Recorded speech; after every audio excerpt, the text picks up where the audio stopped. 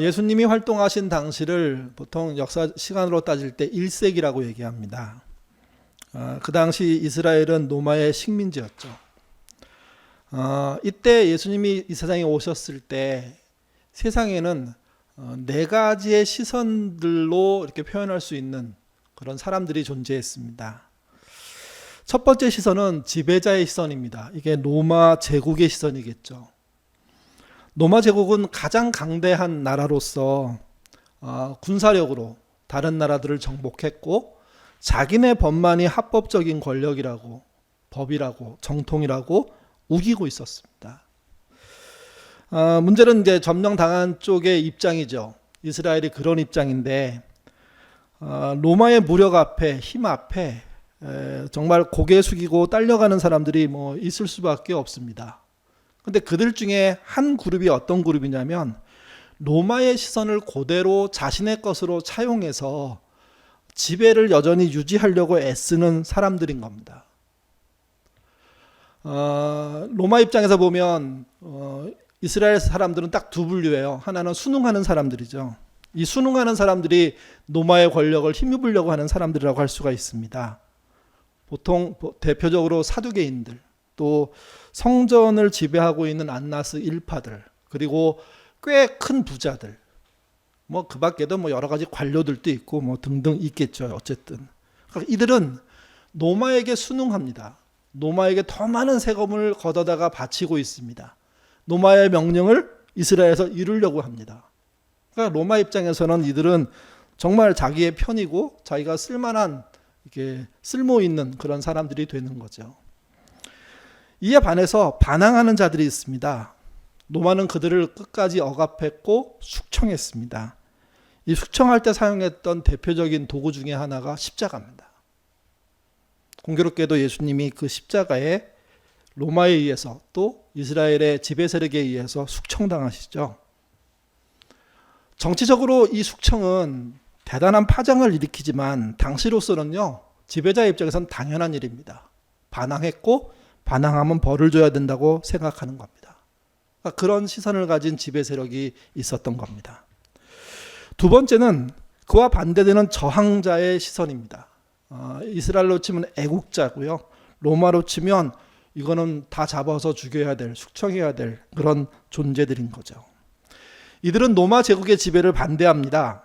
로마의 힘을 빌려 힘자랑하는 사두개인들, 안나스 일파들, 그리고 부자들, 그들과 상대로 싸우고 있는 겁니다.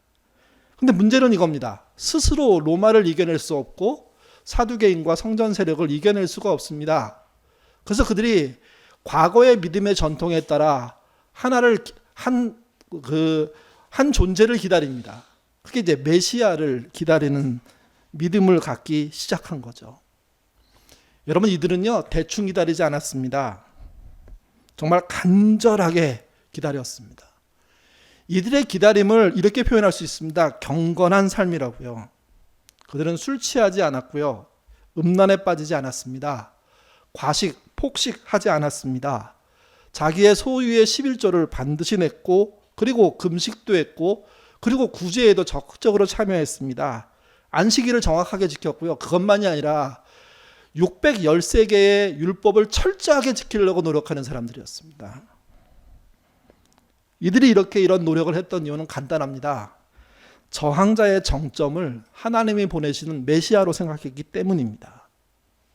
에세네파, 열심 당원들이라고 불리죠. 또 바리새파를 중심으로 한 신앙 공동체들, 이런 역할을 하는 거였습니다. 이게 두 번째 이스라엘에 있는 시선입니다.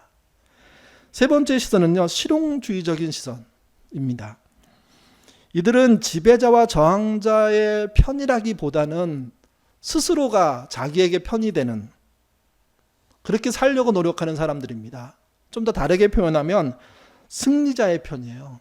이기는 쪽으로 들러붙는 거죠. 지는 쪽은 짓밟아 버리는 겁니다. 자기가 승리하기 위해서 더 큰 승리를 얻은 힘센 자들을 의지하는 겁니다. 실리 추구입니다. 그래서 그들은 비굴한 일을 서심치 않습니다. 정치적인 입장을 수시로 바꿉니다. 자주 정의를 무너뜨립니다. 자주 로마에 아부떨고 그래서 자국민을 희생시키는 그런 일들을 하는 사람들입니다. 이들이 그 시대에 중산층을 이루고 있었습니다.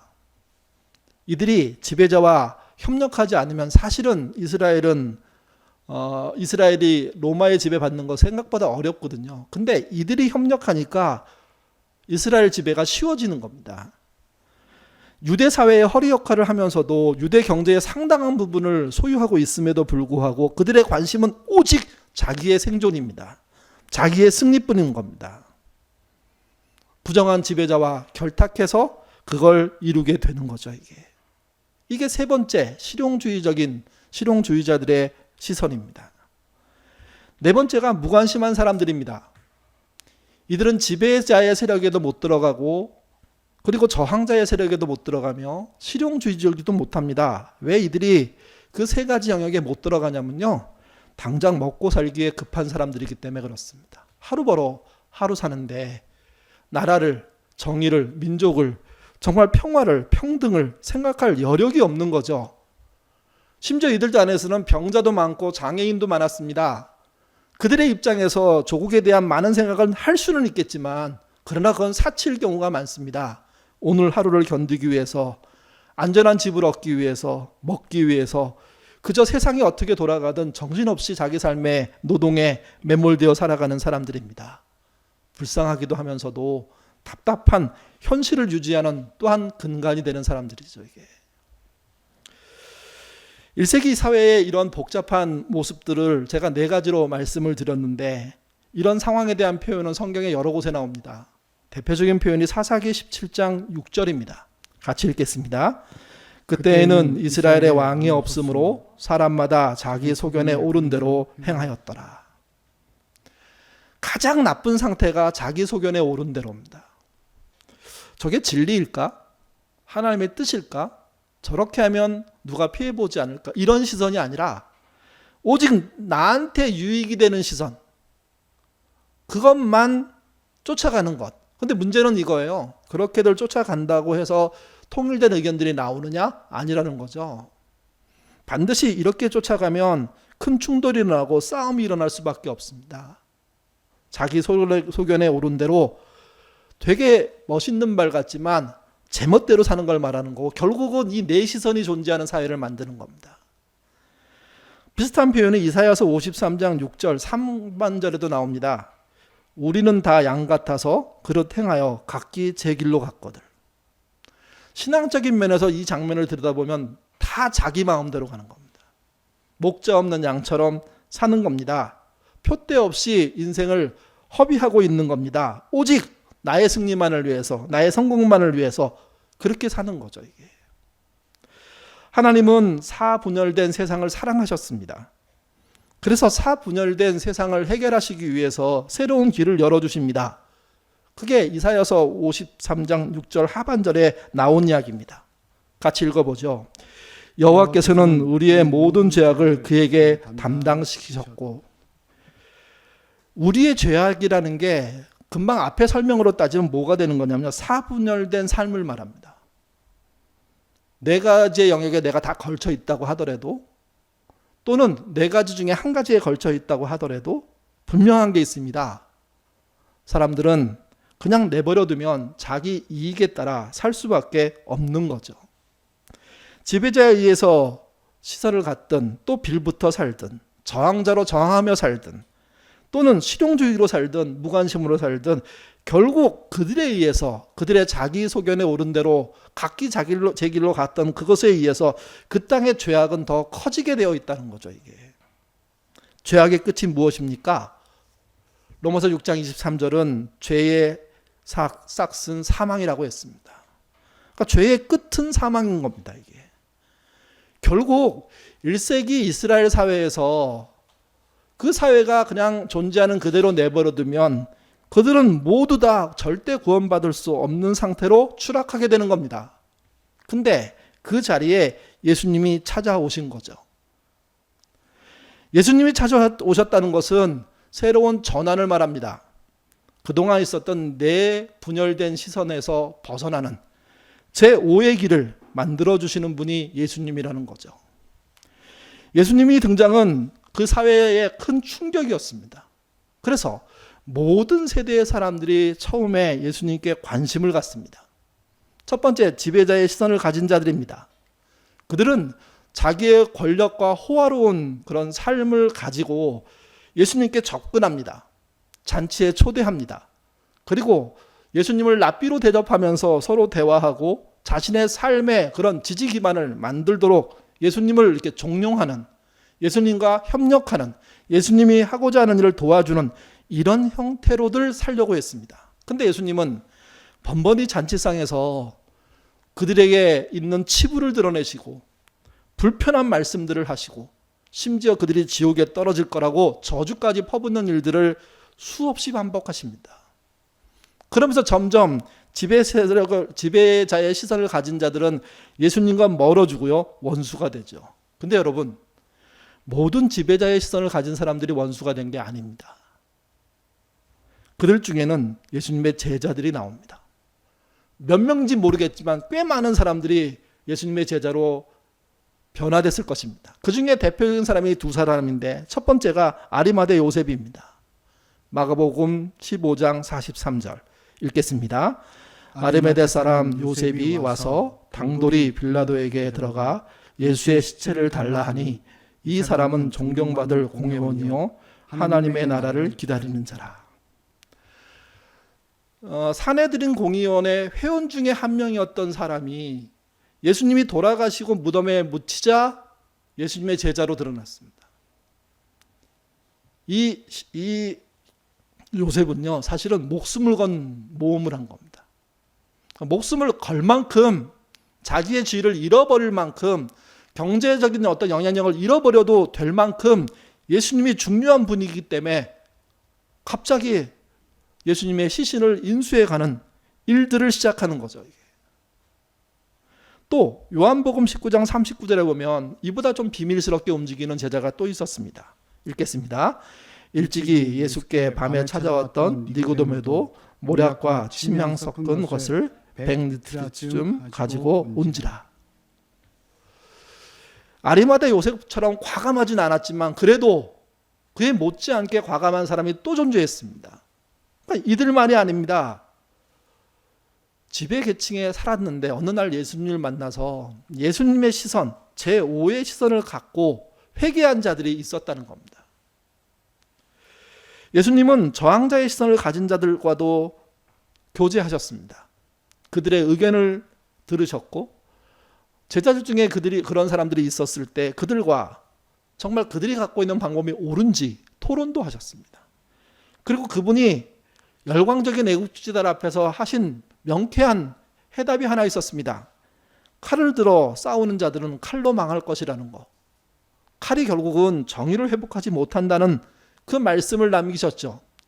처음에 예수님에 대해서 열광했던 열심당원들 그리고 독립군들은요, 예수님의 이 변절자의 말과 같은 이 말 때문에 전부 다 예수님과 등지게 됩니다. 근데 여러분, 모든 열심당원들, 모든 독립운동을 하는 사람들이 등을 졌냐? 그렇지 않습니다. 그들 중에도 예수님의 제자로, 또 시간이 지나면서 예수님의 제자가 되는 사람들이 많이 나오게 되죠. 애국적인 생각을 갖고 있지만, 저항자의 시선을 갖고 있지만 그 자리에 머물지 않고 예수님의 시선인 제5 시선으로 초대받아서 넘어온 사람들이 있었다는 겁니다. 대표적인 게 제자 시몬과 같은 사람입니다. 예수님은 실용주의자들도 만나셨습니다. 또 무관심에 빠져있는, 자기밖에 돌아볼 수밖에 없는 가난한 사람들, 병자들, 장애인들, 그 밖에 차별받는 사람들, 그들과도 함께 하셨습니다. 그들의 절박한 상황에 함께 눈물을 흘리셨고, 그들의 병을 고치기 위해서 최선을 다하셨고, 그들에게 먹을 것을 주시기 위해서 정말 하늘의 기적을 벌이는 그런 일들이 벌어졌죠. 근데 여러분, 그런 모든 사람들이 예수님을 믿었느냐? 그렇지 않습니다. 심지어 예수님의 베푸신 기적으로 병이 낫고 정말 사건의 역사함들, 귀신이 쫓겨나가는 들, 이런 거를 경험한 사람들 중에서도 예수 믿지 않고 자기 마음대로 떠나간 자는 많았죠. 근데 예수님은 실망하지 않고요, 그들의 친구로 사셨습니다. 그래서 유대 사회에 이런 말이 퍼졌습니다. 누가복음 7장 34절입니다. 읽겠습니다. 인자는 와서 먹고 마시매 너희 말이 보라 먹기를 탐하고 포도주를 즐기는 사람이요 세리와 죄인의 친구로다. 세리와 죄인이란 표현은 그 시대 사람들이 주류들이 쓰는 말로서 가장 나쁜 사람을 표현할 때 쓰는 말입니다. 근데 그분은 그들의 친구였습니다. 장애인의 친구였고 차별받는 여자들의 친구였고 어린아이들의 친구였고 열애당하는 노인들의 친구였고 그리고 정말 먹을 것 없는 사람과 함께 먹는 식구와 같은 친구였습니다. 이렇게 친구가 돼서 모두가 구원받았냐? 그렇지 않습니다. 그들 중에 일부가 예수님의 시선을 받아들이고 제5의 시선 안으로 들어온 구원받은 사람들이 된 겁니다. 예수님은 그 당시에 모든 사람을 불쌍히 여기셨습니다. 그 누구도 지금 이대로 살아서는 안 된다고 말씀하셨습니다. 문제는 이겁니다. 모두가 그 예수님의 인도하심에 따라 다른 시선을 가지려고 하지 않았다는 겁니다. 우리가 오늘 읽은 본문은요, 예수님이 갖고 있는 제5 시선을 가장 명쾌하게 극단적으로 설명하는 본문입니다. 이 본문의 보통 주제는 원수사랑입니다. 27절부터 31절의 말씀 같이 읽겠습니다. 그러나 너희 듣는 자에게 내가 이르노니 너희 원수를 사랑하며 너희를 미워하는 자를 선대하며 너희를 저주하는 자들을 위하여 축복하며 너희를 모욕하는 자들을 위하여 기도하라. 너희의 이 뺨을 치는 자에게 젖밤도 돌려대며 내 겉옷을 빼앗는 자에게 속옷도 거절하지 말라. 내게 구하는 자에게 주며 내 것을 가져가는 자에게 다시 달라 하지 말며 남에게 대접받고자 하는 대로 너희도 남을 대접하라. 32절부터 34절은 사랑할 사람 말고 시대의 흉악범들 죄인도 사랑하라고 얘기합니다. 또 35절부터 36절은 원수를 사랑하는데 보상 같은 거 바라지 말라고 얘기합니다. 정말 적극적으로 사랑하고 사랑이 끝나면 빠져나오라는 거죠. 또 37절에는 실패한 사람들, 여러분 실패는 다 각자 좀 다른 차원이기 때문에 사실은 사람은 다 실패하거든요. 잘못한 자들을 비난하지 말라고까지 말씀하십니다. 그리고 마지막으로 38절에서는 원수에게 적당히 주지 말고 왕창 주라고 말씀하십니다. 사실 이 본문은요, 문법상으로는 과장법이죠, 전부 다. 근데 이 과장법을 쓰는 이유가 뭡니까? 그만큼 그거는 중요한 일이고 그렇게까지 해야 된다는 거죠. 이게 예수님의 제5 시선을 보여주는 겁니다. 문제는 이거예요. 지배 세력으로 살았던 사람이든 저항 세력으로 살았던 사람이든 실용주의자로 살았던 사람이든 무관심하게 살았던 사람이든 이 말은 들어본 적이 없는 말이라는 겁니다. 예수를 믿는 우리는 이미 여러 번 이런 말을 들었지만 그 들음에도 불구하고 안 하고 있지만 그 시대 사람들로 가보면 이 말은 그 시대의 정신을 완전히 뒤엎는 말이에요. 그러니 모두 다 받아들이기가 쉽지 않은 말인 겁니다. 근데 그 당시에 예수를 믿는다는 것은 네 가지 시선을 버리고 예수님의 시선을 자기의 시선으로 갖는 것이고 그 시선을 가졌다는 것은 그렇게 살기를 헌신했다는 뜻이 되거든요. 이게 이런 예수님의 요구가 2000년 전 이스라엘 사람에게만 원하셨던 걸까요? 여러분 그렇지 않습니다. 2021년 코로나로 인해서 12개월째 모여 예배드리지 못하는 우리들에게도 제5의 길로 나오는 말씀은 여전히 유효합니다. 우리 중에 같은 교회에 나오지만 지배자의 시선으로 사는 분들 계십니다. 또 저항자의 시선으로 사는 분들이 계십니다. 또 실용적인 차원에서 자기 승리 성공만을 위해서 사는 사람들이 있죠. 그거 관심 가지지 못할 정도로 정말 자기 일에 몰두하고 하루하루를 사는 분들도 계십니다. 그분들 중에 누가 옳은 게 아닙니다. 그분들은 그렇게 사신다면 사실은 예수님을 모른다면 사실은 예수님을 믿는 제5의 시선으로 넘어오지 않는다면 구원받지 못하는 거죠. 예수를 믿는다는 것은 자기가 살고 있는 시선, 입장을 내려놓고 주님의 시선으로 넘어오는 겁니다. 그리고 어디까지 가는 거냐면 원수를 사랑하기까지 가는 거죠. 이게 원수를 사랑하고 원수와 함께하는 사람, 가장 파격적인 삶입니다. 그 삶을 제시하신 예수님께서는 네 가지 시선에 빠져 있는 사람들에게 뭔가 종용하고 계신 겁니다. 나오라고. 거기 있으면 안 된다고. 그래서 지배 세력에 있었던 아리마대 요셉, 니고데모와 같은 사람이 나온 겁니다. 열심당원으로 독립운동하고 있던 시몬과 같은 제자가 나온 겁니다. 또 실용주의적인 입장에서 살고 있는 세리마테, 삭개오, 많은 랍비들, 또 무관시 속에 살고 있는 병자들, 가난한 사람들, 장애인들, 차별받는 사람들이 예수님께 나온 거죠. 나와서 그들이 제5의 길을 걸음으로 말미암아 구원받은 겁니다. 사람들에게 시선은요, 단순히 바라보는 눈을 말하는 게 아닙니다. 시선 그대로 살게 되는 겁니다. 그 시선을 갖는다는 게 그래서 중요합니다. 이걸 다른 말로 하면 성경적인 세계관이라고 하죠.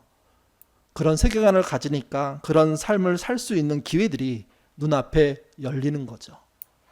예수 믿는다는 것은 예수의 시선, 제5의 시선을 갖는 것이고, 그 제5의 시선 때문에 그동안 본인이 갖고 있었던 그런 시선을 버리는 겁니다.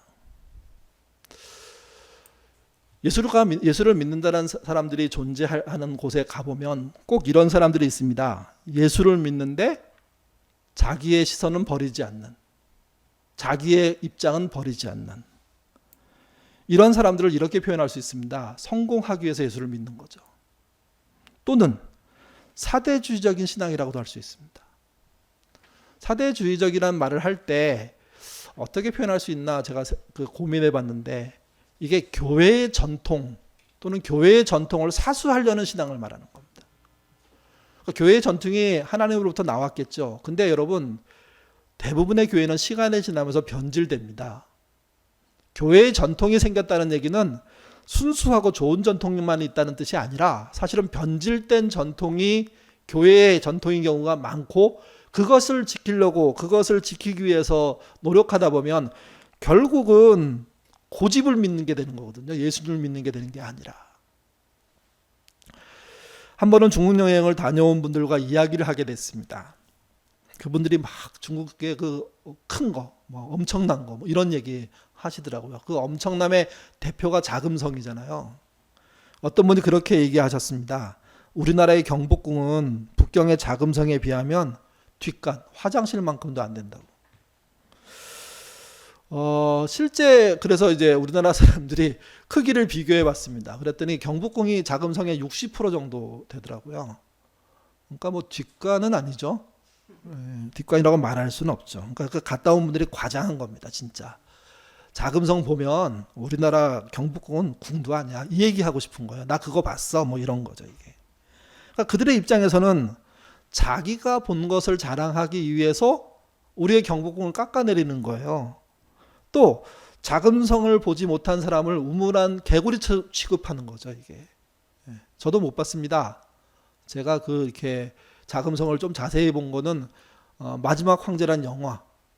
그래서 조그만 황제가 이렇게 쪼르르 달려 나오는 그 장면을 보면서 야, 성이 어마어마하구나. 이 정도를 알고 있지. 근데 그런 사람 전부 우물한 개구리 취급하는 거예요, 이게. 여러분, 이런 분들이 실수하는 게 있어요. 경복궁이 자금성을 모방했다는 거예요, 이게. 이게 어디서 오는 확신인지 모르겠어요. 근데 이게 뭐 두 가지라고 보통 얘기합니다. 사대주의적인 사고가 강한 분들이 그렇게 얘기한대요. 또 한 가지는 무식해서, 사실을 몰라서. 여러분, 자금성이 먼저 지어졌을까요? 경복궁이 먼저 지어졌을까요? 자금성이 먼저 지어지고 우리나라에 궁을 만드는 사람이 가서 한번 모델로 보고 와서 지었다면 그런 말이 통해요. 근데 경복궁이 25년 먼저 지어졌어요. 그러면 거꾸로가 되지 않을까요? 만약 그들이 궁을 둘러보고 지으려고 했다면 경복궁 와보고 난 다음에 이렇게 지었네, 우리는 이렇게 지어야지, 뭐 이렇게 생각할 수는 있는데 반대로는 불가능해요, 이게. 또 궁의 규모를 얘기하는 사람들이 되게 많아요. 근데 여러분, 나라의 궁을 지을 때는 동아시아가 갖고 있는 국제적인 관례가 있답니다. 그래서 이제 자기 나라의 왕을 황제라고 표현하면 오문삼조라는 방식으로 짓고요. 자기 나라의 왕을 왕이라고 표현하면 그러면 삼문삼조라는 걸 지어요. 그 앞에 이제 그 오문 삼문이 있잖아요. 황제는 문이 5개란 뜻이에요. 그러니까 궁의 대문을 지나서 사이에 있는 문, 왕이 있는 뭐라 그러나요? 그 정전, 그 자리까지 문이 5개가 있다는 뜻이에요. 그러면 황제라는 칭호에 맞는 성이다, 이런 뜻이에요. 이게 왕은 문이 3개가 있다는 거죠. 사이에 3개를 지나서, 대문 지나서 결국 4개인데 3개를 지나서 누구에게 가는 거냐면 왕을 아련할 수 있다는 거예요. 그러니까 다시 말씀드려서 중국은 황제라고 쓰고 우리는 왕이라고 쓰잖아요. 그러니까 크기가 자연스럽게 차이가 날 수밖에 없어요. 그 크기를 비교했더니 경복궁이 60% 작은 거예요, 이게. 문화 해설사들이 경복궁에 갔을 때 저도 2번 정도 들은 이야기인데, 뭐 또 우리 교회 집사님하고 갔을 때도 또 들은 이야기고, 또 책에서도 본 이야기인데, 경복궁과 자금성의 차이는 크기로 비교할 수 없답니다. 앞에 관례로 하는 거니까. 근데 정말 중요한 건 위치 설정이래요. 자금성은 기본 취지가 뭐냐면 장대함의 과시예요. 어마어마한 거를 보여주는 거예요. 중국의 지방에 있는 어떤 사람이 궁에 왔어요. 북경에 왔어요. 그래서 궁을 만나요. 만나는 게 뭐 안을 보는 게 아니라 대문을 볼 거 아니에요. 대문을 보는 순간 기가 확 눌려요. 황제가 계신 곳이구나. 그러니까 황제가 눈에 보이지 않음에도 불구하고 궁만 보고 절을 하잖아요. 그러니까 목적이 그거예요. 장대함을 보여주는 거예요. 북경 가봤어? 자금성 봤어? 야, 이건 뭐 말로 표현할 수 없어. 이런 감동을 주고 싶은 거예요, 이게요. 이런 어떤 권력의 위력을 주고 싶은 거예요. 여러분, 경복궁은 그렇게 짓지 않았습니다. 경복궁의 가장 중요한 컨셉은 주변 자연과 어울리는 거예요. 얼마만큼 주변에 어울릴 수 있을까, 이거예요. 근데 여기에 정신이 하나 들어있어요. 자금성은 황제를 위대하고 장대하고 엄청난 분으로 신과 같이 보지만, 우리의 경복궁에 있는 왕은요, 왕의 위엄 때문에 그걸 지은 게 아니라 왕도 자연의 한 부분으로서, 자연과 함께 순적하게 살아가야 될 존재로서, 나라를 다스릴 때 자연의 조화에 따라, 이치에 따라, 흐름에 따라 정말 백성들이 편안하게 살게 하는 그런 목적을 위해서 세워진 거죠, 이게. 그러니까 그 안에 있는 정치 철학은 단순하게 지배가 아니라 조화예요. 어울림이에요. 북한산과 인왕산과 북악산과 어울리는 그분이, 그 왕이 백성과도 어울리는. 그래서 여러분, 우리나라의 왕은 사실은 왕 어떤 제도이긴 하지만 그 내부로 들어가면 민주적인 요인들이 엄청 많습니다. 그래서 왕하고 토론하잖아요. 모일 때마다 해갖고 왕이 막 짜증스러워 하잖아요. 궁지에 몰리면. 막 죽일 수도 없고, 이거 토론 때문에 죽였다고는 할 수가 없으니까. 근데 막 백성들이, 그 신하들이 왕한테 왕 잘 모르시나 본데요, 이렇게 말하지 않지만 내용은 그런 거죠. 이런 게 있고 이러는 게 있습니다. 그래서 이건 이렇게 하셔야 됩니다. 막 머리가 열받는데도 불구하고 그 말이 맞으니까 그럼 내가 하리다. 이게 우리나라예요. 이게 그게 조화거든요. 이게. 다시 말씀드려서 경복궁하고 자금성을 크기만으로 비교하고 뭐 그걸 수치로 어떤 크기 이런 거로 비교하는 건 그야말로 사대주의라는 겁니다. 이게. 요즘 어떤 사람이 그렇게 얘기하더라고요. 미국 여행을 공짜로 시켜준다고 해도 안 간대요. 그렇게 나쁜 나라, 불안한 나라, 어려운 나라에 왜 가냐고. 옛날에는 미국 가는 사람은 부러워했는데 지금은 불쌍하다고. 돌아오지 못하는 한국 사람들 너무 불쌍하다고. 왜 그렇게 됐을까요? 우리가 크기로만 생각했을 때는 미국이 여전히 큰 나라예요. 그러나 여러분, 미국의 현재 상황은 그 큼이 얼마나 허당이었는지, 얼마나 엉성했는지, 얼마나 쉽게 무너지는지를 저희가 바깥에 있지만 여러 번 확인한 결과 미국이 그렇게 의지할 만한 나라일까 하는 의문이 붙었어요. 이제는. 어떤 교인이 집안의 어르신한테 미국 여행 한번 시켜드릴게요. 그랬더니 됐다. 제주도나 보내줘라. 그렇게 말씀하시더래요. 그러니까 위상이라는 걸 크기로 보면 이런 결과가 나오는 거예요. 신앙도 크기와 성공과 어떤 번창으로 오면 그런 식으로 되는 거죠. 신앙은요, 예수님의 시선을 본받는 것이고 내게 되는 것이고 그분이 하고자 하는 일을 하는 거예요. 그게 없이 자기 성공을 유지하기 위한 방식으로 쓰면 그분은 믿는 게 아닙니다. 2011년도에 그 환경미술가 황지혜라는 분이 영국에 있는 첼시 플라워 쇼라는 데 가서 정원 부분에 본인이 응모해가지고 1등 한 적이 있어요. 그러니까 한국의 정원이 최고라고 막 이렇게 난리가 이렇게 신문에 나오고 그랬는데, 뭐 우리나라 사람들은 별로 안 쳐주지만 외국에서는 참 특이하고 좋고 자연 친화적이다 이렇게 설명했거든요. 근데 그때 그 황지혜 씨가 내놓은 작품의 이름이 뭐냐면 해우소 가는 길이에요. 여러분 해우소가 뭔지 아세요? 혹시 같이 예배드리는 어린애가 있다 한번 물어보세요. 뭔지. 화장실이잖아요. 화장실. 화장실 가는 길로 1등 했다는 거예요. 야, 세상에 이런 정원이 있네. 근데 제목이 화장실 가는 길이에요. 그 화장실 가는 길을 실제 어떤 걸 모델로 했냐면 서남사에 있는 해우소를 모델로 했어요. 화장실 가는 길도 이렇게 자연 친화적이고 원더풀이라면 다른 정원은 정말 더 대단하지 않을까? 유럽인들은 그런 관심으로, 요즘 유럽 사람들이 코로나 때문이긴 하지만 줄어들긴 했지만 예전부터 많이 왔잖아요. 와서 우리나라 궁을 보고 놀래고 우리나라 저택들을 보고 놀래고 깜짝깜짝 놀라는 건 자기들이 생각으로 상상하지도 못했던 그런 일들이 오밀조밀하게 벌어지면서, 그러면서도 자연의 흐름과 전혀 거슬림 없이 벌어지는 그것이 너무 탁월하다고 인정하고 있는 거예요. 이게. 근데 그렇게 좋은 정원을 갖고 있는 사람들이 유럽 여행 같은 거 갔다 와서 유럽에 약간은 기하학적인 황당한 정원을 보고 난 다음에 그게 진짜라고, 우리 건 별것도 아니고 조그맣고 의미가 없다, 이렇게 얘기하는 꼴이 되는 거죠. 이게 제5의 시선이 왜 필요하냐? 지배의 시선으로 구원받지 못하기 때문입니다.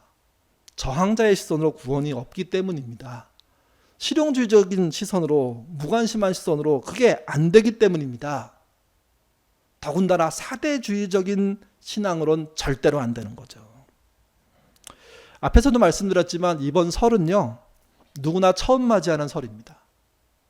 물론 뭐 집에 모여서 음식을 하시고 가족들이 왁작지껄하게 모이는 집도 있을 겁니다. 근데 여러분 고발 당하지 않을까 걱정하셔야 됩니다. 그러니까 이상한 그게 뭐 사람들이 이상해서가 아니라 상황이 이상하니까 거기에 대해서 민감해져 있잖아요. 그래서 이번 설이 어떤 설이 되는 거냐면 예전에 없었던 설이 되는 거예요. 처음 맞이하는 설. 근데 여러분 처음 새로운 환경이 바뀔 때 얻어지는 유익이 있어요. 무슨 유익이 있냐면 그동안 해왔던 일을 점검해 볼 수가 있어요. 과연 우리가 지켜왔던 설이 다 옳은가? 우리가 했던 방식이 다 괜찮은 거였나? 합리적이었나? 아니면 더 정말 서로를 위한 거였나? 를 돌아볼 기회라고요. 이 부분이.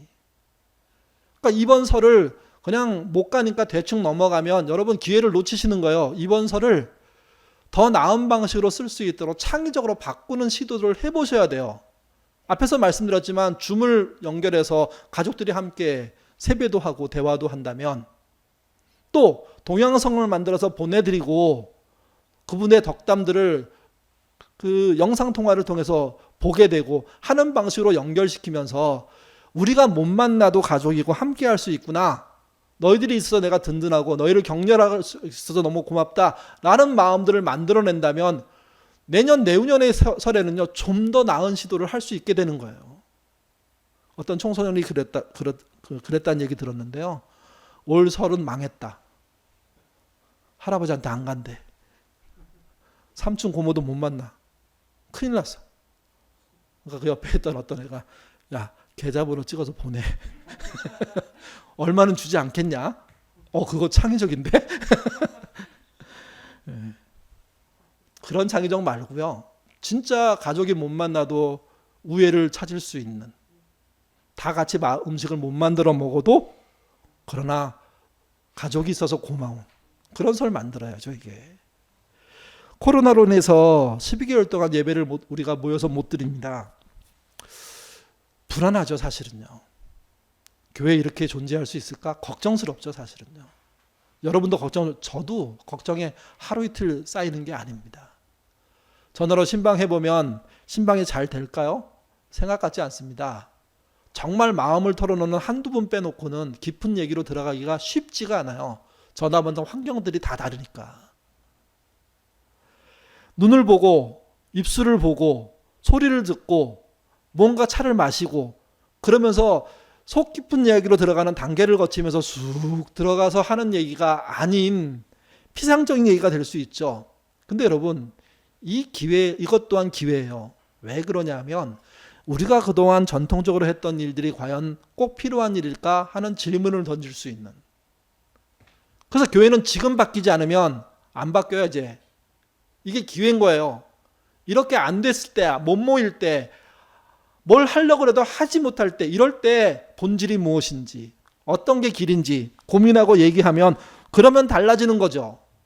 지금 한국교회는 한국 사회에서 바닥입니다. 이때 교회가 정신 차리고 바꾸면 이렇게 할 수 있는 거예요. 교회를 정치에 이용해 먹은 정광과 같은 사람을 버릴 수가 있는 겁니다. 음모론에 빠져서 황당함의 극치를 보였던 BJT, 열방센터, 인터컵, 최바울 버릴 수 있는 겁니다. 또 교회를 교육사업으로 이용했던 IM 성교회, 마이클 조. 아마 영어 사업을 하니까 이름도 마이클 조로 드러냈을 거예요. 이런 사람 버릴 수 있는 겁니다. 사실 저는 앞에 있던 그 네 가지 이야기는, 세 가지는 알고 있었던 이야기 때문에 그럴 수 있겠다. 그런 사람들이 있었지. 이렇게 생각하지만 그저께인가요? 더 황당한 일이 벌어졌죠. 세계에서 제일 큰 교회, 우리나라에서 제일 큰 교회, 그 순복음교회 담임 목사가 나와서 하는 말이 내가 들고 있는 이 기칩 여러분 하나씩 나눠드릴 건데 받으면 코로나 감염 안 된다고. 저는 다른 것보다 이게 더 충격이었습니다. 저 정도였구나. 신학 박사라는 사람이 저 정도 이해밖에는 안 되는 거구나. 근데 지금의 비대면 상황이 이 상황을 극복할 수 있는 대안을 찾을 기회라는 겁니다. 이게. 그 대안은 무엇입니까? 지배자의 시선을 버리는 겁니다. 저항자의 시선을 내려놓는 겁니다. 기회주적인 삶을 내려놓는 겁니다. 무관심을 내려놓는 겁니다. 그리고 어디로 옮겨가는 거냐면 예수님의 시선으로, 그분의 말씀으로, 그분이 지향하셨던 원수 사랑의 그 정신까지 가기 위한 우리의 삶의 뒤바뀜들이 일어나야 되는 거죠. 이게. 그래서 지금이 기회입니다. 제5의 시선으로 가는 모든 곳에 새로운 변화가 일어날 것입니다. 기도하겠습니다. 자비로우신 아버지 하나님, 우리의 삶들을 돌아보면 너무나 적막하고 힘든 상황들이 이어지고 있습니다. 요즘 잠이 안 오는 사람들이 얼마나 많은지요. 요즘 피곤을 느끼는 사람들이 얼마나 많은지요. 몸의 이상을 느끼는 사람들이 얼마나 많은지요. 운동을 하지만, 산에 오르지만, 무언가 자신을 위한 레포츠를 하지만 속 시원하게 뭔가 풀린 것 같은 그런 마음들이 생기는 그런 상황들을 맞이하는 사람들이 거의 없다는 겁니다. 여행지를 가도 쉬어도 잘 먹어도 더 답답하고 어려워지는 것은 우리의 새로운 변화들이 그런 인간의 복지로만 이루어지지 않기 때문입니다. 예수님이 가난한 자는 물론 병든 자에게, 장애인들에게, 또 실용주의자들에게, 또 저항적인 사람들에게, 그리고 지배적인 사람들을 모두를 불러내셨습니다. 모두가 응답한 건 아니지만 그들 중에는 예수님의 시선으로 갈아탄 사람들이 있었고 그들이 그분의 제자가 되어서 지금까지 믿음이 이어지고 있는 겁니다. 우리도 정말 한 번도 맞이하지 못했던 새로운 설을 맞이하면서 설을 바꿔나가고 11개월 이상 예배 모여드리지 못하는 이 상황 속에서 주저앉고 포기하는 것이 아니라 오히려 새로운 교회를 출발시키는 그런 시도해내도록 도와주옵소서. 그리고 그 시도의 중심에 예수님의 제5시선이 자리 잡도록, 그 시선을 본받고 그렇게 살도록 우리를 바꿔가도록 주님 도와주옵소서. 예인의 미래 또한 주님의 시선을 본받지 않는다면 변화가 없을 겁니다. 많은 아이디어보다 주님의 시선을 따라가는, 그래서 원수까지 사랑하게 되는 우리가 되도록 인도하여 주옵소서. 감사하며 예수님 이름으로 기도드립니다. 아멘.